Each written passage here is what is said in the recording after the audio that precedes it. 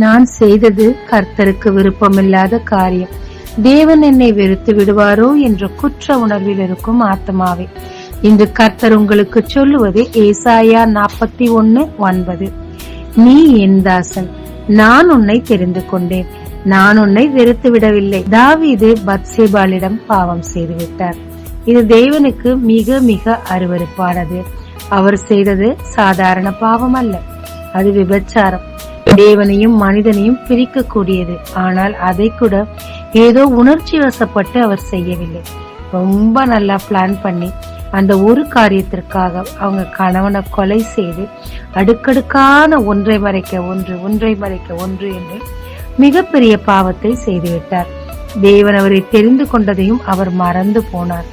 ஆனால் தேவனோ தன் தீர்க்கதரிசியின் மூலமாக அவர் பாவத்தை சுட்டி காட்டின போது, அப்பொழுதுதான் அந்த பாவத்தின் மிகுந்த பாதிப்பை அறிந்து தேவனிடத்தில் கெஞ்சி உபவாசித்து மண்டியிட்டு மன்னிப்பு கேட்டார். தகுதியற்ற தன்னை தேவன் ராஜாவாய் தெரிந்து கொண்டார் என்று எல்லா நாளிலும் தேவனை துதித்து பாடி ஆராதித்து கொண்டாடிய தாவீது ஒரு க்ஷண பொழுது சிறிய இச்சையின் நேரத்தில் அதை மறந்து போய் தேவனுக்கு விரோதமான பாவத்தை செய்தார். ஆம், க்ஷண நேரமே மறந்து போனான்.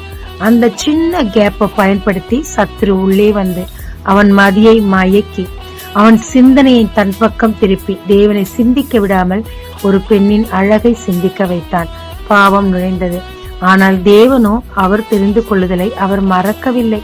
எனவே மன்னிப்பு என்ற மிகப்பெரிய ஆயுதத்தை பயன்படுத்தி அவரை மன்னித்து தன் பக்கமாய் நெருக்கிக் கொண்டு தன்னுடைய தெரிந்து கொள்ளுதலையும் தன்னுடைய அழைப்பையும் நிறைவேற்றினார். ஒரு அணையில சின்ன ஓட்டை இருந்தா உடனே அடைச்சிடணுங்க.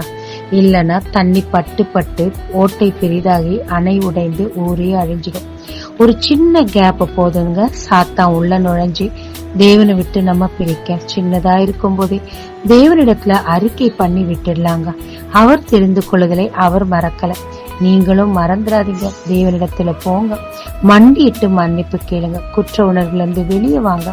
உங்க அழைப்பை அவர் நிறைவேற்றுவாருங்க. ஜெபிக்கலாமாங்க. அப்பா, சிறிய பாவம் தானே நினைச்சு செஞ்சுட்டேன்ப்பா, இவ்வளவு பெரிய விளைவை கொண்டு வரும்னு எனக்கு தெரியல.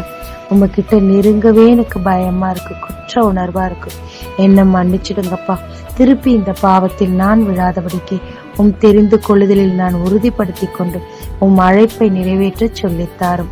இயேசு மூலம் பிதாவே, ஆமென். இயேசு கிறிஸ்துவின் நாமத்தில் இந்த நாளில் உங்களை ஆசீர்வதிக்கும் ஜீசஸ் விஷன்.